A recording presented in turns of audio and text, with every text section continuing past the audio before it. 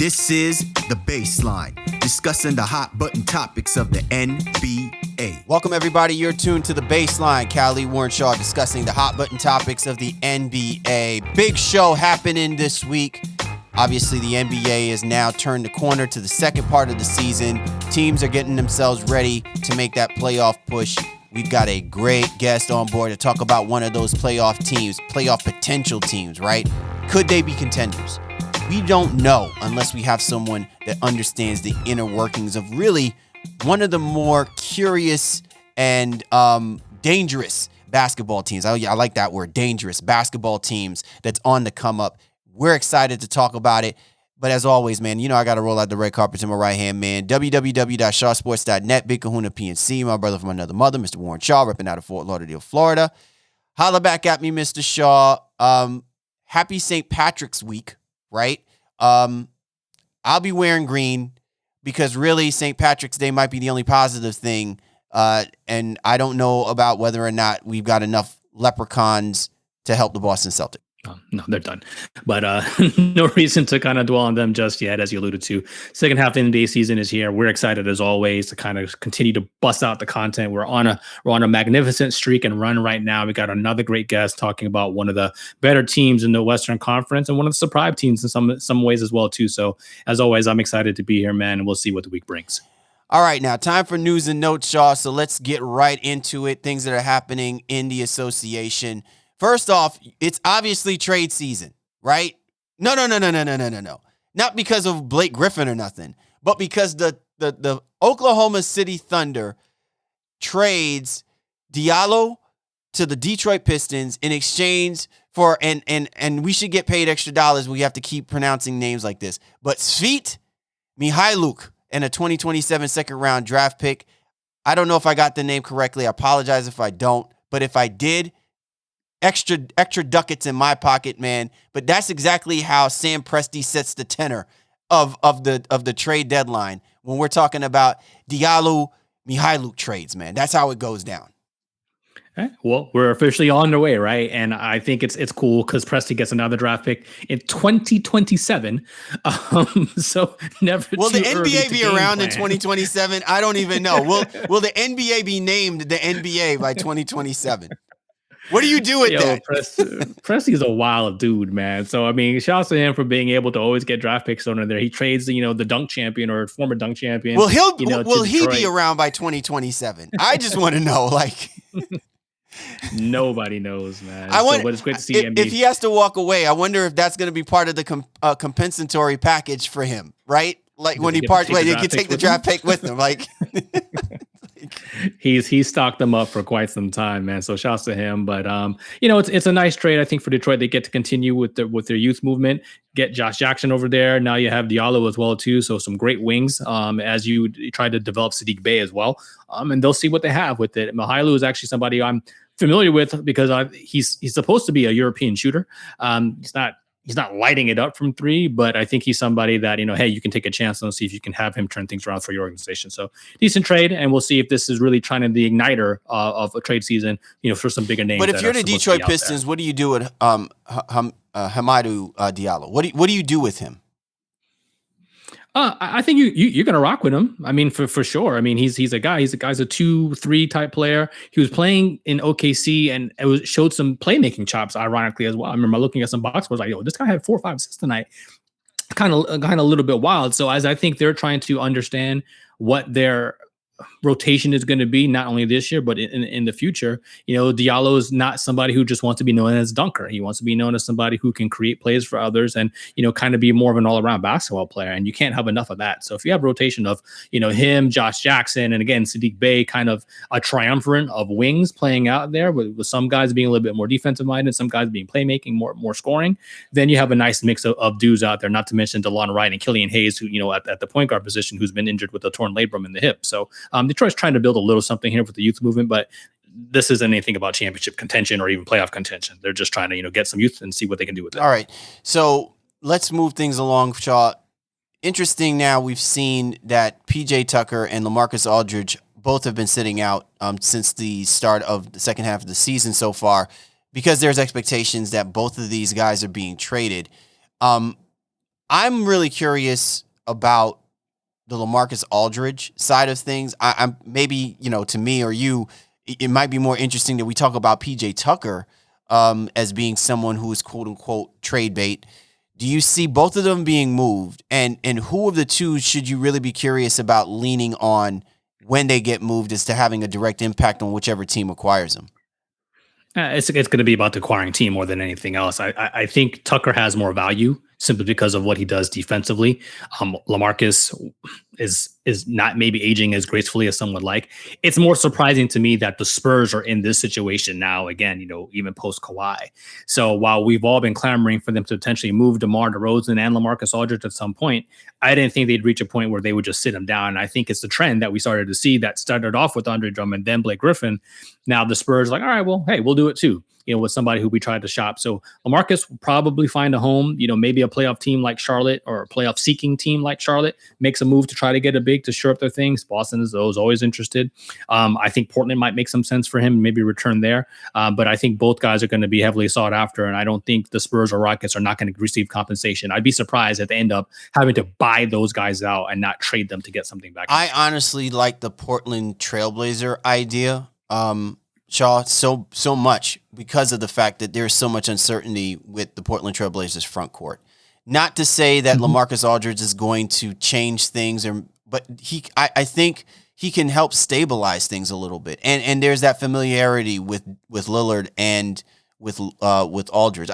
It's interesting to me, Shaw, because all of this has been predicated on us believing that if that backcourt of McCollum and Lillard are good to go, what other element, and then this is the reason why we have been so like, man, if Nurkic would just actually stay healthy and be on the court. Now I really think that if you're Terry Stotts, you can still lean on that possibility of believing in it, but I think more so you have a little bit of stabilization, a veteran player, just in case you can't get through, the playoff run without Nurkic being injured. Yeah, I like it. Again, if he's willing to accept it, I don't know what Portland would have to move back, to San Antonio to make that work. Definitely if in a buyout situation. But if Lamarcus is still not hurt over whatever happened, when he had to exit and, them not building around him as opposed to Dame, if they can return there, then that would be a great fit. As you alluded to, I think that'd be awesome. All right. So now there's some teams that are, I think, joyful that they're getting back some quality players. Obviously, if you are a Karis LeVert fan, you're happy to finally see him return back from injury. Boston Celtics are clearly happy that Marcus Smart is back. Aaron Gordon, Kevin Love, Larry Nance are all returning back from their injuries. I'm really interested, though, Shaw, on of these players, them returning from injuries, who really needs to kind of grab the bull by the horns and establish themselves as being recognized as legit players that have some type of stability and mainstay outside of Marcus Smart, because his situation is obviously completely different.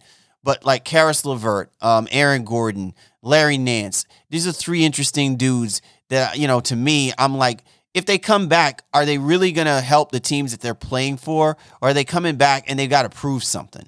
LeVert's in the best position to be impactful in terms of and actually meaning something. Indiana is vying for a playoff spot. They're oscillating between 5 and 9, 10 or whatever it is because the East is so crowded and jumbled. So his impact his return has going to have the biggest impact on the Pacers and the Eastern Conference, maybe in some ways as well too. He came back, doesn't have a minutes restriction. They're just going to still kind of work him back, and he's excited to be there. So just getting that punch, and the Pacers are a team I definitely want to talk about here in the future because they have a lot going on. Remember, they also still don't have TJ Warren, and no team for me has complained least about not having their guys. You hear all the crap about Miami and Boston and all these other teams with the COVID protocols and things that have happened. The Pacers have just continued to hoop, and they've been missing 2 potential starters for the entire year. So I think he has the most impact. Love and Nance are just coming back to situations where either one or both of them might get traded. So they just need to boost their trade value here in the next week or two so that they can get out and the Cavs can potentially receive some compensation. Well, I like the idea of the Cleveland Cavaliers finally entertaining the idea of trading Kevin Love. Oh, no, wait. We think we've had that conversation before, haven't we? Yeah, the contract's still ridiculous. Yeah, but still, if you're the Cleveland Cavaliers and you really want to help BJ Bickerstaff, bro, get that albatross of the idea of Kevin Love still being a part of this team and everything like that. Get it off of that team's shoulders. It's, to me, it's just interesting because everything too many times comes about the money, Shaw. And I really feel like you'll never know what you got with Larry Nance. And if you don't believe that Larry Nance would be a part of, the building blocks for that team, move him. And the same thing with Kevin Love. If you don't believe that, move him, whatever it takes. You've already committed most of it and got really nothing from that initial commitment. What is the sense of keeping that guy out there even more? It's not about him being a headache. He's not the problem, but the problem is that it's a hindrance when you've got a coach who's got to figure out a way to keep playing players that he can't solely depend on saying, oh, he's a part of our future strategy. He's who I need to help these guys grow and be better players around, knowing that they may not be around. Like, that doesn't help the future of an organization. And again, it's the Cleveland Cavaliers getting in its own way. No, I don't disagree. I think the problem with Love is he can't go the Drummond, PJ Tucker, Lamarcus Aldridge route because he hasn't been playing. So if you're trying to trade him, now you have to kind of run him out there to show that he can still actually do something for teams to even be enticed. But your point about the money is very interesting. I heard something recently about, why would you buy guys out, especially with things of that nature? Not having revenue coming in the normal way is like, all right, would you rather sit on Love's contract long term or even get a cost saving of even $10 to $14 million off of that if you can't move him and start to get that now, especially with revenue not coming in. So there's a potential Love maybe gets bought out if Cleveland takes that approach, but for them to buy Love out after buying Drummond, or potentially they haven't bought Drummond out, but they may have to do that with Drummond as well.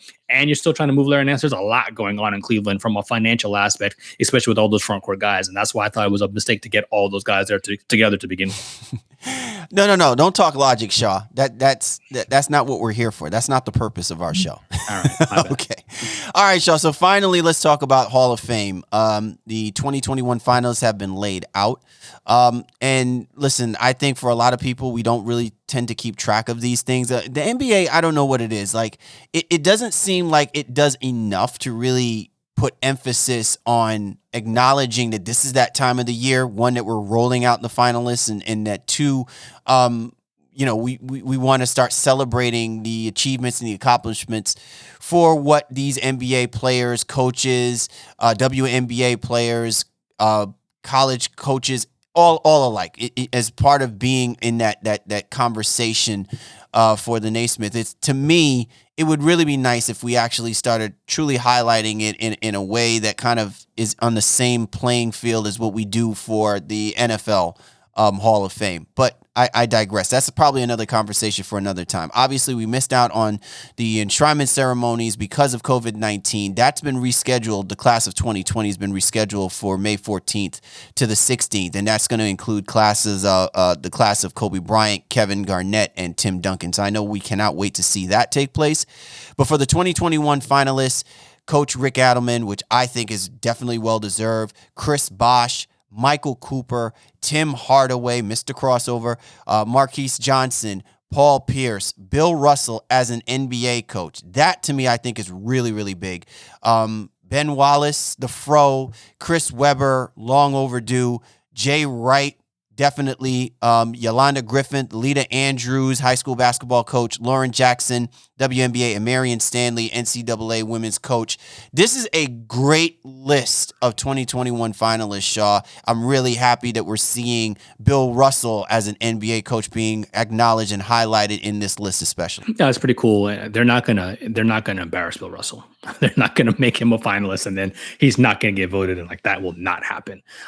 So I think what stands out to me obviously is Pierce, is Bosh, as being the opportunity to get in. Weber again coming up here, and then it's starting to become like a bad joke. Even his TNT colleagues are campaigning for him on air, about the situation now, and I think he'd like to get in, but I don't think he wants it to be talked about, anymore as well too. I mean, I don't know him personally, but it's just a feeling and sense that I get from hearing other interviews he's been in. So this is a great list, and I think all those deserving. So we'll see how many of them actually get in. Yeah, to me, it almost looks like when you look at a list like that, they should all get in, right? Like I think everyone in their own right has highlighted a significant timeline and point that has made the game of basketball better. And I think part of that is why you consider these people for Hall of Fame. I know that numbers and statistics obviously matter, and you can compare them to their contemporaries and things of that nature. But I think every single one of these people in their own way, shape, or form were very contributory to the ascension and the development and the acknowledgement of where the game has been. So it would be great to eventually start seeing the quality and of this, and the selection process really be finite, but do not abandon the acknowledgement and achievements that a good number of these people who may not get in, but should certainly be considered over the course of the next couple of years in doing so. To me, I just like this finalist list though, because it's really a great batch to choose from. It is. So we'll be on pins and needles watching it, and seeing that hopefully that a lot of I know a lot, especially a guy like Michael Cooper, he wants to get in this thing, right? It'd be a great accomplishment for his NBA career, Hardaway as well too. So again, it's you don't want to take anything away from what anybody is doing on this list, and they've all made significant contributions to the game. Absolutely. All right. So there you have it. News and notes. Sean and I breaking it down. Coming up, we are going to sit down with our man, Gerald Bourget, who covers the Phoenix Suns. What is going on out in the Valley of the Sun? They are out there burying teams in the desert. Why is that? Why are they so damn good? He's going to be able to tell us why. So check this out here on The Breakdown. Time to break it down. Time now for The Breakdown. Cali, Warren Shaw, The Baseline. And with us this week to talk about really not so much one of the more surprising teams in the NBA. I think a lot of people expected that the Phoenix Suns were certainly going to be not just a much improved team, but really a more competitively dangerous basketball team. I mean, when you put Monty Williams, and Chris Paul together, I don't know. That's just some, that's a jambalaya of trouble for the NBA's Western Conference. And there's no better person who I think is going to be able to help break down what's going on with the Suns as being the second best team in the Western Conference than our man, Gerald Bourget, who has been doing it big. He's been covering the Suns for so long. You can find his writings on the Step Back. He's also part of the Valley of the Suns pod. Gerald, thanks for hopping on board with us to talk about the Phoenix Suns, man.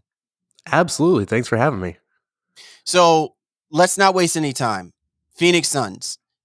Definitely moderate expectations that this team was going to be a really solid basketball team, riding off of that, return to the bubble high where they were undefeated. But I don't think, and even the slow start, I think people were still kind of tempering their expectations about how good this team is. This team is really, really a good basketball team, and they don't even have Devin Booker at full strength. You got to be telling me, man, what's the magic sauce going on out there in Phoenix that's got, Monty, got these guys playing at such a high level? Yeah, I mean, I think it's a couple of things. First of all, we can't talk about the Suns' change in the win column compared to even last season without talking about Chris Paul, because the man just everywhere that he goes, he turns teams around, especially young teams. We saw it just last season with the Thunder. He did the same thing, only this time I think the Suns have a better kind of young core around them that's more ready to compete now. And the way that he is benefiting Devin Booker, sliding him into more of an off-ball role and making his life easier is pretty easy to see. He's just having an impact on winning habits for a young team that to this point in their careers didn't know how to win in the NBA. So that's been huge. I also think just upgrading the supporting cast has been really big. You talk about guys like Jay Crowder, even, Etuan Moore and Langston Galloway, getting them to sign on for veteran minimum deals when they probably could have done better somewhere else. It just kind of speaks to the change of culture here in Phoenix under James Jones and Monty Williams. And they really cashed in on that momentum that they built up in the bubble with that undefeated run. They got the league's attention, and then they made moves to, sustain that momentum and actually turn it into not just a playoff caliber team, but a team that could potentially make some noise in the Western Conference. And that bench has been just really good for the Suns. They've had a hard time kind of working out what they want their starting lineup to be, but the bench consistently does work. And guys like Dario Saric and Cam Payne deserve a ton of credit for that. So a lot of different things going on in Phoenix right now, but it has been fun to see a team that's, 2 or 3 deep at every position. So we're definitely going to dive into kind of some of those names that you mentioned there too, but kind of staying with Monty and what he's doing, even with CP and having that previously established relationship. Just for you, did you think it could be this good this quickly? Now, again, we still have a long way to go. The West is wild. Yeah, they were 2 at All-Star in terms of seeding, and they could go anywhere. Anything could happen. But did you think it could really come together in the way that it has with Monty Williams and Chris Paul, especially with one thing I say, like, everybody likes Monty Williams. Not everybody likes Chris Paul. I mean, he's gone places and has kind of jaded some things, but that mix is working right now. So just what were your expectations coming into the season? Yeah, I mean, I didn't think they would be this good this quick, and I honestly think they should be even better because they've lost 5 or 6 games, which is about half of their losses, have come to kind of inferior opponents where they had double-digit leads and let them slip away. As young teams they have that tendency to do sometimes. So I think they could be honestly even better, but I wasn't expecting them to be this good. No, I thought they would be, maybe a 5 or a 6 seed in the West, but this team looks like a legitimate contender. I don't know if I'm picking them in a 7-game series over, the Lakers or the Clippers, but I mean, they could give them a run for their money. They have a lot of depth, and they have a solid, once you get to the playoffs and you tighten the rotation down to 8 or 9 guys, they have a very strong 8 or 9 guy core there. So, it's going to come down to some coaching things. It's going to come down to whether teams are able to punish Deandre Ayton and make him make multiple decisions on the defensive end where he kind of struggles. But, this Suns team is very good. They've got the 3rd best record in the league after last night's loss. They've got, I think, the 3rd best point differential. They're like one of 2 teams that are in the top 10 for offensive and defensive ratings. So a lot better than I was expecting for sure. Gerald, I'm curious on what you were just saying before that, you tempered your expectations about how you saw this team, that maybe that you saw them probably being a 5th or 6th seed. So I'm just really curious from you, what are you using to, I guess, gauge how much better this team has actually performed? I saw a tweet on your thread from Shane Dale saying that, the Suns are 14-6 against above 500 basketball teams. Mm-hmm. And when I think about the competitive nature that the Pacific Division offers, I think especially since even a team like the Warriors, while they are in the bottom half trying to get, still try to play themselves in, but you still have a healthy Steph Curry and you still have Draymond Green, that still means that this team is going to be competitive, thus, completely filling out the whole Pacific Division as far as being a juggernaut. Is that where you kind of gauge seeing how good this basketball really is because they're competing against these teams multiple times? Or is it just in general of what you're seeing from the team and the growth and the additions of the players that we were just talking about? Yeah, I mean, I think it's a combination of those things. I don't think you can kind of look at this team and overlook how good they've been against quality competition. They early in the season, I think they beat the Jazz and the Nuggets on back-to-back nights on the road. And that was kind of the first eye opener, like, okay, this team might actually be pretty darn good. And then, they've had the wins over, I think it was the Bucks and the 76ers back-to-back at home. They just keep beating quality opponents and they raise their game to the level of their competition. That has come back to bite them a couple of times when they played inferior teams. Like they've had a couple of embarrassing losses, like the Pistons. They got blown out by the Wizards on the road one night. That was in their worst game of the season. Then last night, Karis LeVert came back for the Pacers, but the Pacers have kind of been struggling lately. So that wasn't a very good performance. But other than that, it's hard to think of too many games where they just have not shown up. Out of the All-Star break, they were up against a Blazers team that's obviously missing some guys, but they were pretty much outplayed through 3 quarters, but they just hung around like good teams tend to do. And they made their run in the 4th quarter and wound up winning by, I think, double digits. So this is just a good team that knows how to win and keeps doing so, which is impressive for, how many young guys they have on the team. But you look at that Pacific Division, it is loaded, and they've performed pretty well against those opponents and just quality opponents in general. So it's a lot of different things. Obviously, you can look at individual players on the team and see where they're doing well. The 3-point shooting has been great. The defense has been pretty stifling for the most part.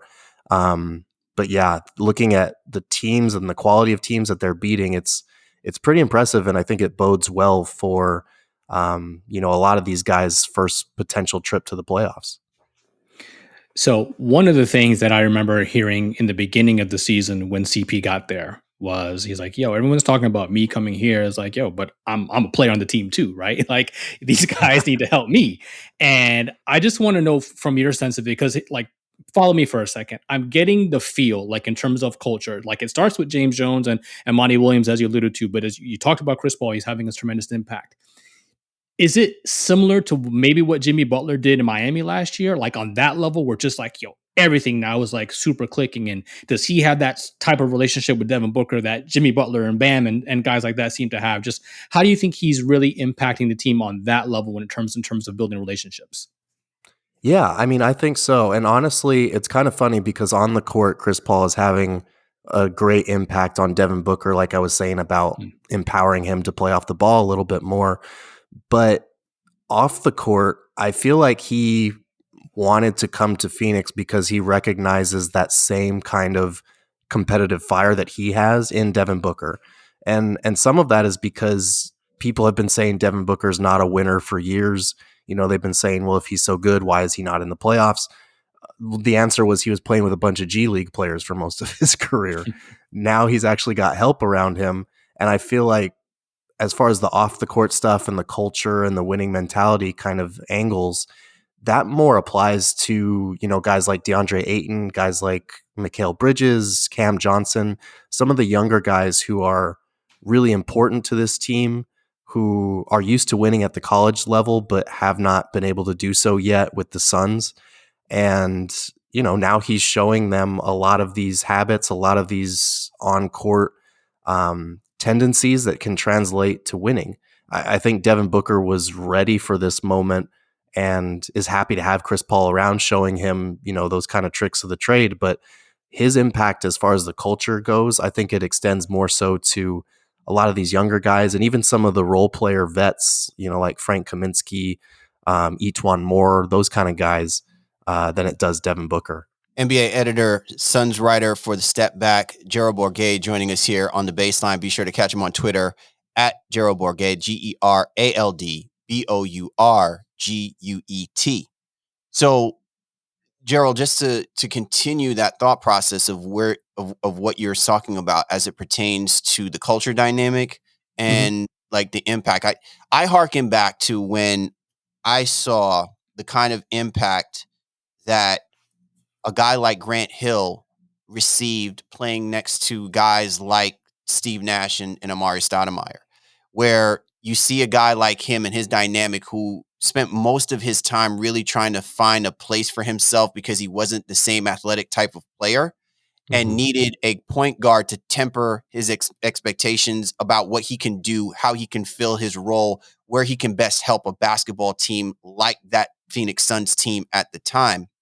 And I think about this in the same way when I think about Chris Paul, because I feel like he correlates a little bit of what we normally see when you have a veteran guy who's really given himself to so many different teams, so many different talented players, but never once saw the fire or the growth, right?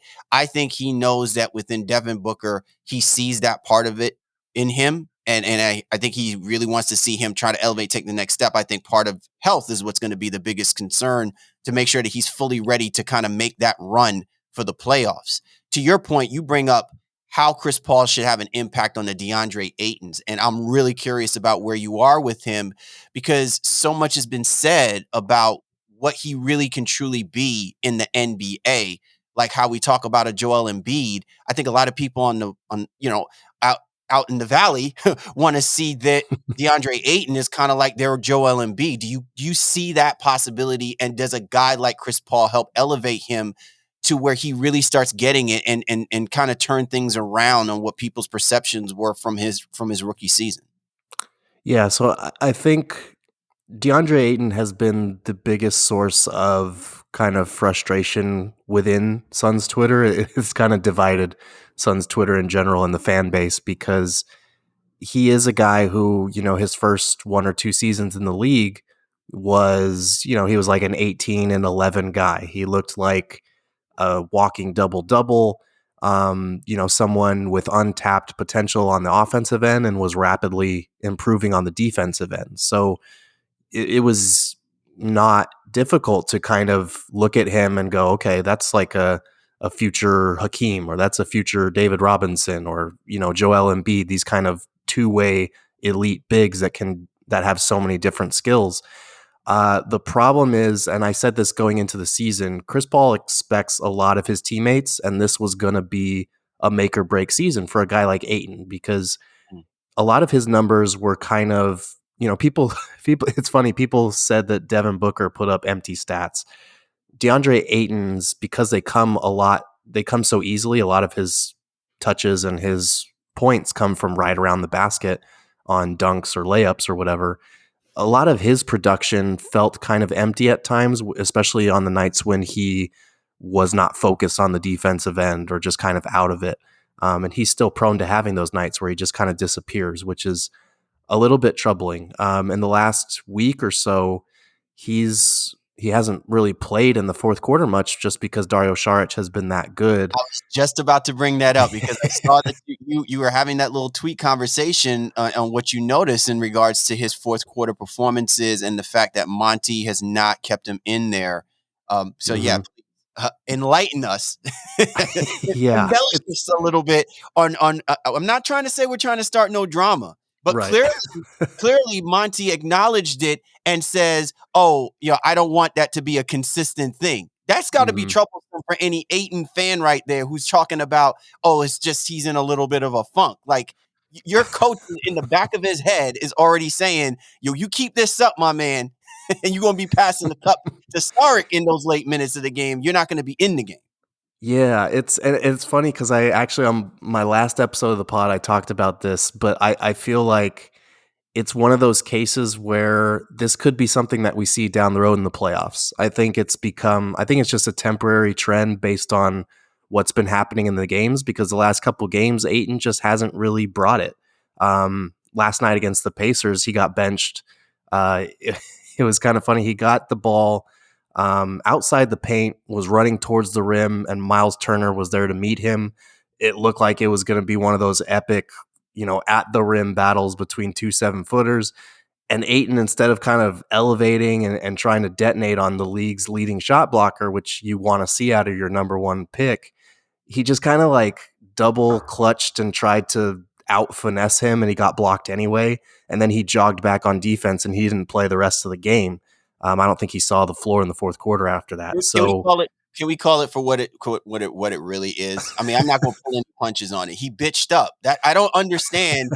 Like, those are the moments that you shine on those moments, right? Like, you want if there's a time frame when we're talking about Ayton and where he sees himself. Joel Embiid's the kind of person where he isn't going to be afraid to dunk on someone, even if he does get blocked, and he'll eat that. Like, it seems like his confidence level is well more tempered than what I'm normally seeing from Ayton. I would have thought that he would have recognized, hey, this is your opportunity. You're dunking against one of the premier block shot artists in the NBA right now. Poster that dude, or if nothing else, get an and one, and you're not even doing that. That's just insane to me right now. Yeah, and what made it worse is the whole jogging back on defense thing. Like, if you're going to do that, you need to make up for it. And he didn't play for the rest of the night, and Saric had been better for most of the night anyway, so he kind of, again, took his fourth quarter minutes. And that's the thing, is people keep expecting DeAndre Ayton to have that kind of mentality, and a lot of it is just kind of all talk, the whole dominating thing. I think he wants to be very good. I think he's very receptive to criticism. I don't think he was prepared for the level of constant chatter that he would be getting from Chris Paul, who, he expects a lot of his teammates, and he's going to tell you when you do things wrong. And I think Ayton has done a good job of not, internalizing that or pouting or getting upset. But at the same time, you can tell his confidence is a little bit shaken sometimes. And he just doesn't have that killer mentality that you would hope for, this chiseled 7-footer who was your number one overall pick. So I don't think he's been a lot better defensively, but teams are learning that if they put him in multiple actions, if they make him make a lot of decisions on the same play, he's eventually going to make a mistake. And they're starting to exploit that. So it's definitely something to keep an eye on come playoff time, because teams in the playoffs are not only a lot better than what you're going to see on a night-to-night basis, but they're also a lot smarter, and you have time to game plan for your opponents as opposed to, the grind of the regular season where you're playing 3 different teams and 4 different nights. So something to keep an eye on. They do have a very good backup in Saric, who is arguably a 6th man of the year candidate behind Jordan Clarkson, but it is a little bit worrisome. I kept saying coming into the season, this would be a make or break year for Ayton, and for all his defensive progress, it's leaning closer towards break or disappointment so far. So Gerald, I mean, I don't want to kind of like dump on Ayton here a little bit, but I'm watching this Netflix series, Last Chance U. So they're doing a basketball season right now, and they have kind of a plethora of big men and some guys again who just don't have the proverbial motor, right? All the skills and everything like that too, but just not the motor to kind of really get it done, or you see it in the flashes. And I hate to see that's where we're at with Ayton and what is this, year 3 right now. But one of the things you talked about, especially when it comes to defenses and allow me to kind of nerd out a little bit. So I was doing some research, and I was looking at players who contest the most shots, right? And, like that metric is kind of arbitrary because it says contest the most shots. Doesn't say if those shots were made or not made. It's just, hey, they're out there. They're contesting. Like, so Brook Lopez traditionally leads the league in that, in both 2s and 3s, because that means teams are attacking them. That's really what it means, though. If you're having that level of opportunities, teams are coming at you on a regular basis. And as you alluded to, putting you in multiple actions on a regular basis. And Ayton, I think, was 3rd last year, and he's like 5th or 6th this year, right? So that might speak to some of that point right there. And one of those aggregate accounts put out there that, well, the Suns might be sniffing around on Andre Drummond because they're not satisfied with the production of Ayton. Do you think? I mean, again, it was an aggregate account, so you know how that goes. But are we there? Are we there? We're like, all right, you know what? We need an upgrade over DeAndre Ayton in year 3 already.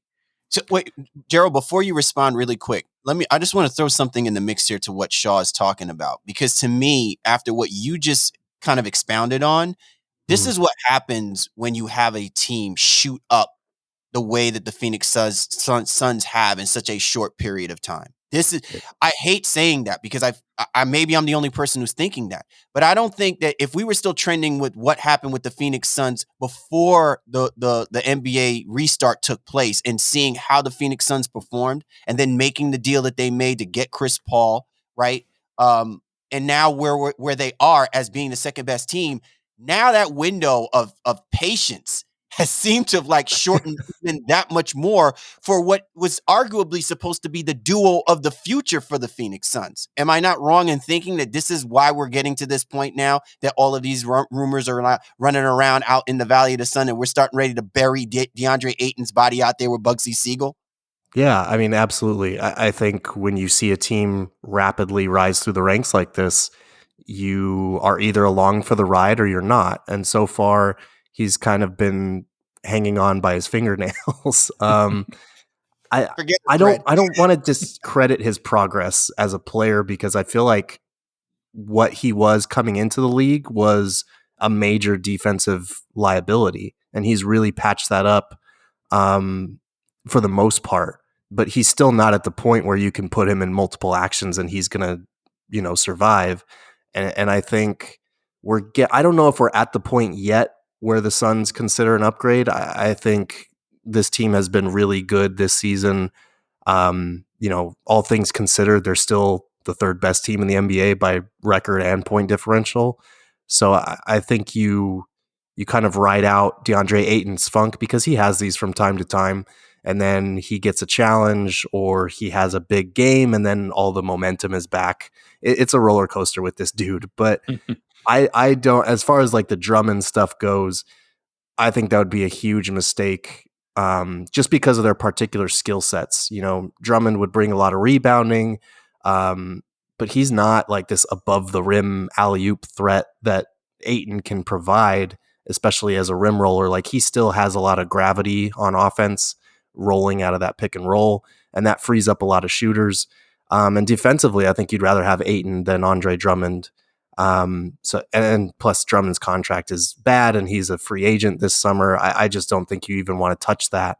I talked about this on my pod as well, but the only, way that you would want Drummond on this team is if he gets a buyout and signs on as the third big, because you don't even want him playing backup center with as good as Saric has been in that role this season. So I don't think we're there yet, but we're not far off. And I think James Jones will be doing his homework as far as if there are potential upgrades on the trade block and ones that fit with the Suns, short-term goals, but also their long-term timeline. I wouldn't rule it out at this point. Gerald Bourget joining us here on the baseline talking Phoenix Suns. And hey, it's getting hot out there. maybe a little hot under the collar when we're talking about, putting together such a well-rounded basketball team. Just to highlight too as well, this is a team that I don't know where I fell on the fence of where they would be the most improved. It would be more so either, defensively, they're a top 10 team defensively, and they're kind of like around a top 10 team defensively, and they're really good, offensively. For you, though, going into this second part of the season, where do you think they need to be most improved, really playoff ready to seriously start talking about contention, making it to the Western Conference Finals? Like, where is it that you feel that they need to take that leap for you to have that confidence in putting them in the echelon of that kind of conversation? Yeah, I mean, I hate to beat a dead horse here, but it really does start with DeAndre Ayton. It's the like player, on the nights, right? Like it's the person itself. No, and that's the reason why I think I'm asking that, because in most cases you just look at the team dynamic and you just say, okay, this is what you're working with and this is what you got. But I think where you're trending is like Booker, Paul, they can't do that unless they have Ayton on board. Like, there is no way that this team will be able to compete against the Clippers or the Lakers or anybody else, or the Jazz for that matter, unless Ayton is in a solid, consistent groove. Yeah, and that's the thing is, like, I feel like the guys on the Suns offense, Chris Paul, Devin Booker, they can get their own in a pinch when they need to. But DeAndre Ayton makes everybody's life so much easier when he's locked in on both ends of the floor. And the sad part is he doesn't even have to do that much to fulfill his role on this team. Like on offense, he needs to set strong screens, roll hard, and seal his man, because a lot of times he's going to get that mismatch on the pick and roll, be able to seal, go up strong, go through contact if need be. And that's pretty much it. He doesn't have to be this pick and pop, stretch five guy that a lot of people want him to be. He just needs to hit the offensive boards hard. He needs to finish around the rim, which he's very good at. And then defensively, he just needs to contest shots that come into his vicinity, know when he needs to help, and occasionally switch onto the perimeter, which he's fairly good at for a guy his size. He's got quick feet and is really good at turning his hips when it comes to defending ball handlers on the perimeter. The thing with him is that he doesn't always look like he's in the best shape, and his conditioning was pretty good for a while there, but since the All-Star break, it looks like it's fallen off a little bit. He just needs to fulfill his role, because the gravity that he brings on the offensive end when he rolls into the paint frees up so many shooters, so many drives. And then defensively, when he's closing out defensive possessions with rebounds, when he's contesting shots, when he's just doing the little things and communicating, that's really all it takes for him to be elite in his role. It's not the typical role that you see from a number one pick, a guy that you would hope is like, this dominant two-way superstar, but it is what the Suns need from him. And it starts with him. And the other thing is, I feel like it kind of goes hand in hand with this, but ironing out what the Suns starting lineup is going to be, because the Suns have been great about adapting. They started the season with Jay Crowder at the 4, and that lineup, alongside Mikal Bridges, Ayton, Paul, and Booker was not good. The net rating was terrible. Like, it just wasn't working for whatever reason. So they switched to Cam Johnson starting over Jay Crowder. And that wasn't good because Crowder stopped shooting the ball so well and Cam Johnson's numbers kind of fell off. And then they resorted to Frank Kaminsky at the 4, starting that dual big lineup so that they can bring, they can have Jay Crowder's intelligence off the bench. They can continue bringing Cam Johnson off the bench. And then they have Saric in that backup 5 role. I don't know what they need to do. They either need to start Crowder and stick with it and try and overcome that poor net rating for whatever reason, or they need to, start Saric at the 4. Because whatever they're doing right now, it's not working, and constantly changing up the lineup doesn't allow guys to get comfortable in, their certain roles. And come playoff time, that's exactly what you need. They're kind of tailoring their approach every night to what their opponent is doing. And in the playoffs, you want to plan for your opponent, but you still need to be comfortable in what you're doing. So those are the two things that kind of stick out to me as far as prepping for their first playoff series, what they need to do to get their house in order a little bit. Sure. Before you jump in real quick, sorry, I just want to add one thing to what you're just saying, Gerald, because it's interesting. How much pressure would that be putting on Monty Williams, especially when it comes playoff time, if he has to be that kind of person having to juggle his roster? Is that more like, how we have certain coaches that you can lean on them. They know what they're doing. I'm not saying that Monty doesn't, but would you rather see him be comfortable in knowing that he's going to roll out a consistent lineup, or do you lean on the fact that you have more confidence that he can still continue to finagle around that kind of strategy if he is not confident in the players and has to keep pulling people in and out? Yeah, that's a good question. And honestly, I'm not entirely sure, because a lot of times some of the rotational tweaks that some of us see watching the games that we kind of throw out there on Suns Twitter, maybe we're right, maybe we're wrong, but a lot of times he winds up making some of those adjustments just like a game or two later. So I feel like it takes him, he's either more willing to experiment and stick with things to see if they work, or he just doesn't see them until they're glaringly obvious. And I don't know if that would benefit you or hurt you in a smaller 7-game sample size, where maybe he's adjusting to something that was the case in game 1, but is no longer the case in game 4, because we know how quickly things change and teams make adjustments in the playoffs in that smaller window. So kind of a tricky question. I honestly feel like Monty is better when he makes decisions in game and on the fly than opposed to, game to game adjustments, if that makes sense. It's kind of a weird dynamic with him, but you definitely do want your rotation to be established before you head into a playoff series against any team. So it has the one consistent, and let's try to turn it maybe a little bit more positive here. I feel like, we're talking, Sure. It's kind of rough. This team is doing very well, and I see this ahead of expectations. But, the one consistent, I think one of the consistent the starting lineup has been Bridges, right? And I think as I looked through some of the stuff, and I have the numbers wrong, I had to like double take, triple take. I was like, what? His offensive rating is stupid.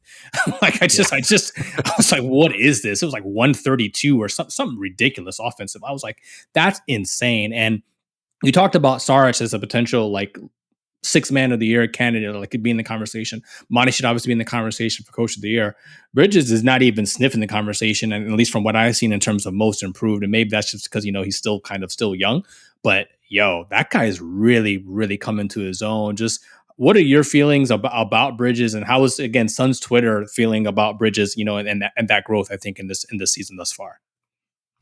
Yeah, I mean, Mikal Bridges has been great. And I think the thing with him is not only that the 3-point efficiency is there kind of for the first time in his career. If you look at his numbers over the last 2 seasons, he was kind of, working on some hitch in his shot that randomly developed. And he was great in college, really efficient from 3, and that efficiency is kind of finally there.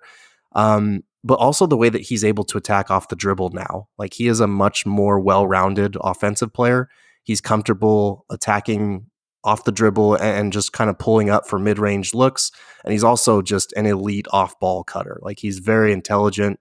He knows how to get to his spots for easy looks.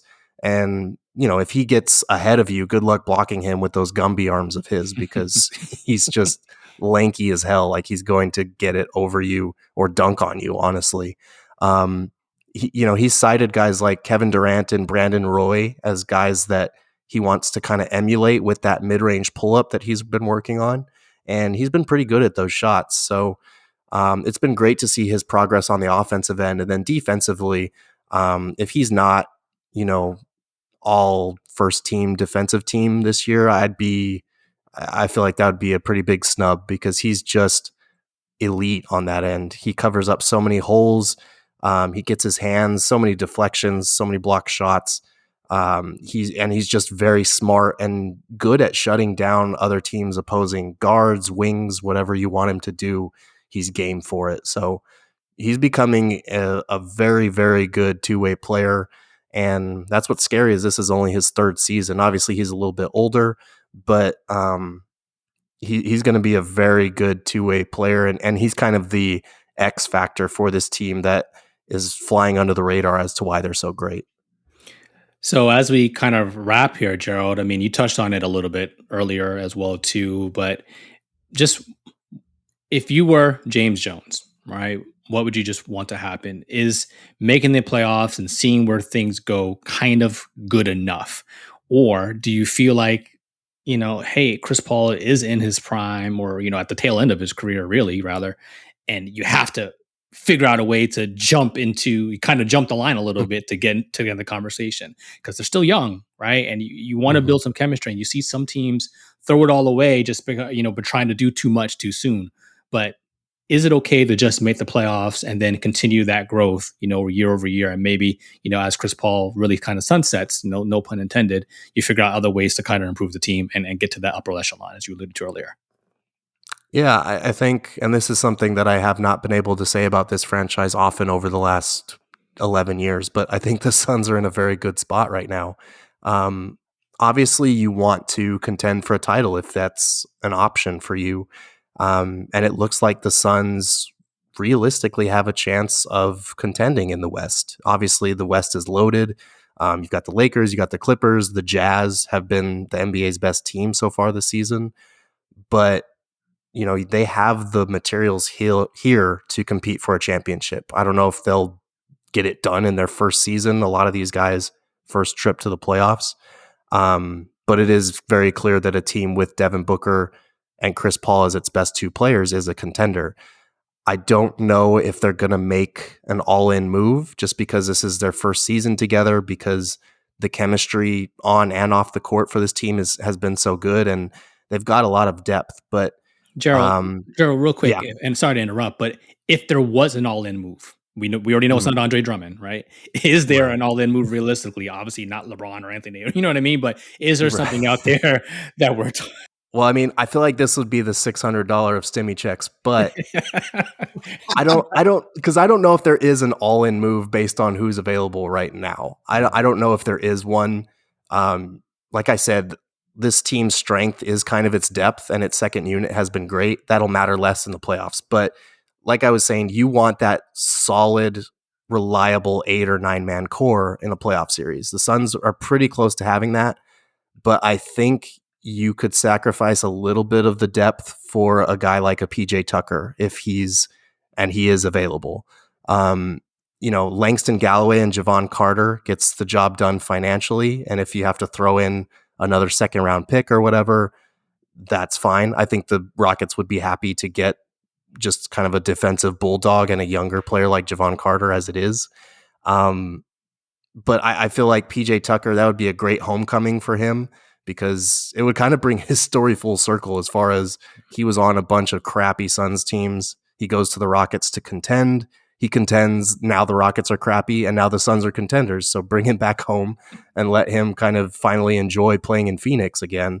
And him and Devin Booker have been close throughout their careers. So I feel like having a guy like that, another versatile player who can play multiple positions, knock down corner threes, and is just a tough competitor, that would really bolster this team's rotation for a playoff run.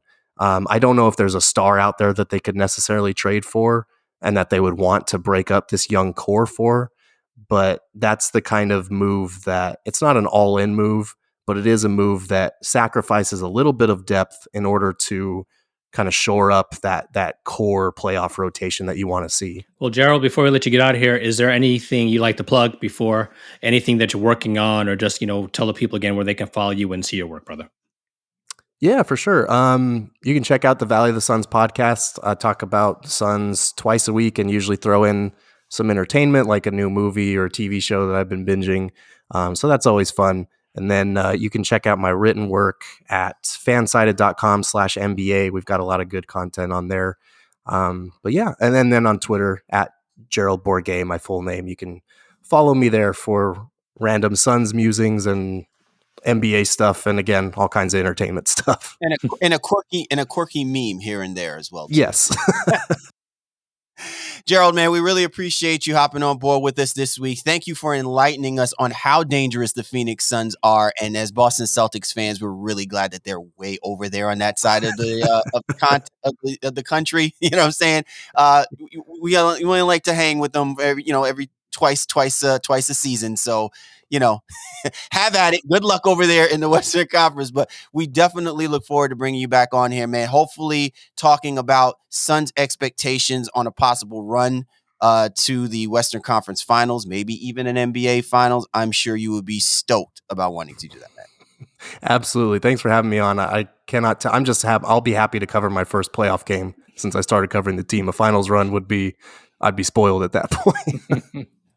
Yes, Mr. Shaw. As always, man, what an interview. Forget interview. What a conversation. That's what this should be moving forward when we have our peoples on, man. Conversations. Because Gerald broke this down lovely, I say splendid, and really getting a bird's eye view about what's going on with the NBA as it pertains to having the Phoenix Suns as an important team in these conversations of competitive teams. It's great to have that again. And it's great to see what James Jones has been doing. It's great to see what Monty has been doing. But more importantly, I think this really cements us legitimizing Chris Paul as being really one of the greatest leaders in the NBA of our generation, man. He has to be in that conversation to see how he has helped and enabled this basketball team to be so well improved in just the few months that the season has been going on. It's just phenomenal.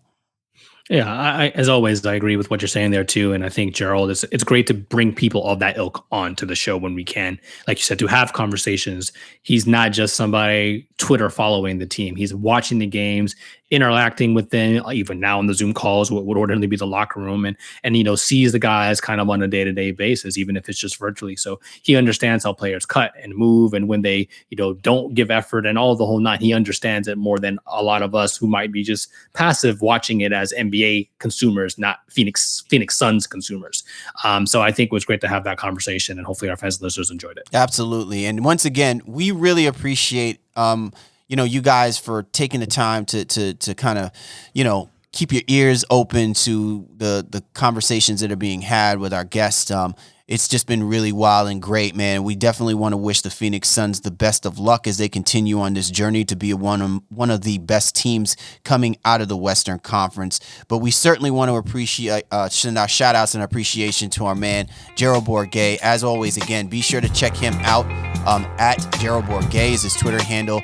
He has a great show, Valley of the Suns pod, so definitely check that out. But you can also catch out his writing at the Step Back and also with Fansided. So for the Baseline, Callie Warrenshaw, we appreciate each and every single one of you guys for hopping on board with us this week, and we'll catch up with you next time.